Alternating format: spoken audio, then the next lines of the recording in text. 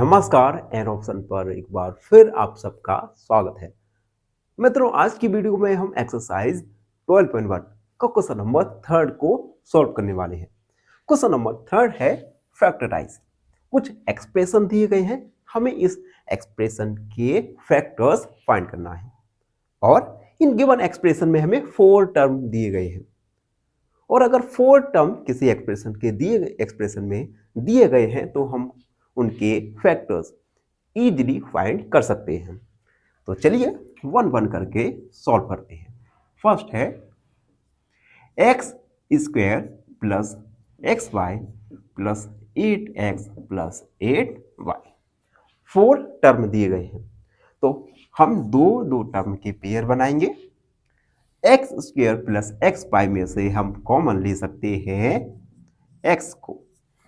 अब जब हमने x कॉमन लिया तो यहां पर बचा x और यहां पर बचा y।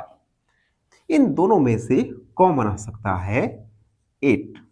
जब 8 कॉमन बचा तो यहां पर x और यहां पे y, यानी x प्लस y।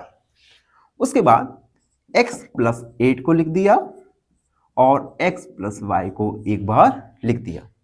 तो ये गिवन एक्सप्रेशन के फैक्टर्स निकल के आए। इन्हें हम हाईलाइट करके भी लिख सकते हैं। X square plus x y plus 8x plus 8y equal x plus 8 और x प्लस y। ये हमारा फाइनल आंसर हो गया। सेकंड वाला देखो। सेकंड वाला 15xy minus 6x plus 5y minus 2। 4 term है। इन दोनों टर्म में से हम कॉमन ले सकते हैं 3x को। 3x कॉमन ले लिया तो 3 5 जा 15, यानी 5y यहां पर बचा और यहां पर माइनस का 2।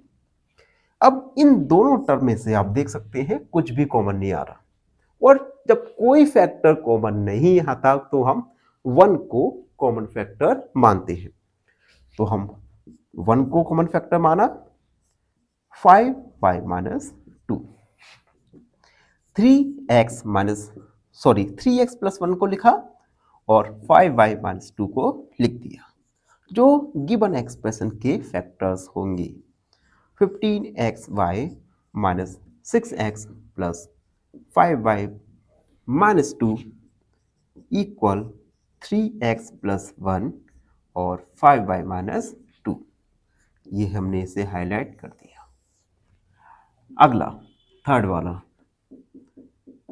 वाला है ax plus bx minus ay minus bz। सबसे पहले इन दो टर्म में से हम कॉमन ले सकते हैं x को। तो हमने x कॉमन ले लिया, यहां पर a प्लस b बचा। इन दोनों में से y को कॉमन ले सकते हैं तो a, और यहां पर एक बात याद रखना, जब हम माइनस कॉमन लिया तो जो अंदर एक्सप्रेशन के लिए जो साइन है वो चेंज हो जाएंगे। तो यहां पर plus b, x minus y और a प्लस b। तो ये गिवन एक्सप्रेशन के लिए फैक्टर्स निकल के आएंगे। ax plus bx minus ay minus by equal x minus y a plus b, और हम इसे हाईलाइट करके लिख देंगे। अगला fourth 15pq plus 15 plus 9q plus 25p। अब देखो ये क्वेश्चन कुछ स्पेशल है। स्पेशल कैसे? क्योंकि अभी तक हमने जितने भी एक्सप्रेशन के लिए फैक्टर्स निकाले, इन एक्सप्रेशन में जो टर्म था ये टर्म पहले से ही एक सुटेबल अरेंजमेंट में था, लेकिन इस क्वेश्चन में जो टर्म है हमें सुटेबल अरेंजमेंट में करना पड़ेगा। कैसे करेंगे और आखिर हम ये सुटेबल अरेंजमेंट करना क्यों चाहते हैं, उसके लिए थोड़ा देखिए। अगर हम इन दोनों में से कॉमन लें तो 15 कॉमन pq प्लस 1 आ जाएगा, लेकिन इन दोनों में से आप देख सकते हैं कुछ भी कॉमन नहीं आ रहा। तो अब हम क्या करेंगे, जो टर्म है इन टर्म को सुटेबल अरेंजमेंट में रखेंगे। तो इसे हम थोड़ा इसे सॉल्व करते हैं। 15PQ। उसके बाद हम टर्म को लिखेंगे 25P प्लस 15 प्लस 9Q। तो हमने क्या किया, टर्म को सुटेबल अरेंजमेंट में रख दिया। अब इन दोनों में से देखो कॉमन आ सकता है 5P, यहां पर बचेगा 5 3 जा 15, 3Q प्लस 5, यानी कॉमन आ गया। अब इन दोनों में से कॉमन 3 आ जाएगा यानी 5, ठीक है, और यहां पर आ जाएगा 3Q, ठीक है। अब यहां पर देखिए 3Q प्लस 5 और 5 प्लस 3Q बात एक ही है, तो हम इसे थोड़ा अरेंजमेंट करते हैं, 3Q प्लस 5 में लिख सकते हैं 5P प्लस 3 और 3Q प्लस 5। ये फैक्टर्स निकल के आए गिवन एक्सप्रेशन के लिए, तो हम लिख देंगे hence 15PQ plus 15 plus 9Q plus 25P equal 5P plus 3Q plus 5, और इसे हमने हाईलाइट कर दिया। अब लास्ट क्वेश्चन बचता है जो है क्वेश्चन नंबर 5। देखो question number 5, z minus 7 plus 7 xy minus xy z, ठीक है। अब देखो यहां पर भी फैक्टर्स नहीं आ पा रहे, तो हम क्या करेंगे, ये जो टर्म है इनको एक सुटेबल अरेंजमेंट में रखेंगे, सुटेबल अरेंजमेंट बनाएंगे। तो 7xy minus 7 minus xyz plus z, ठीक है। हमने टर्म को एक अरेंजमेंट में, सुटेबल अरेंजमेंट में रख दिया।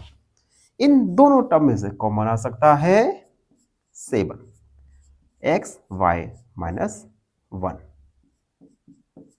अब इन दोनों में से कॉमन आ सकता है,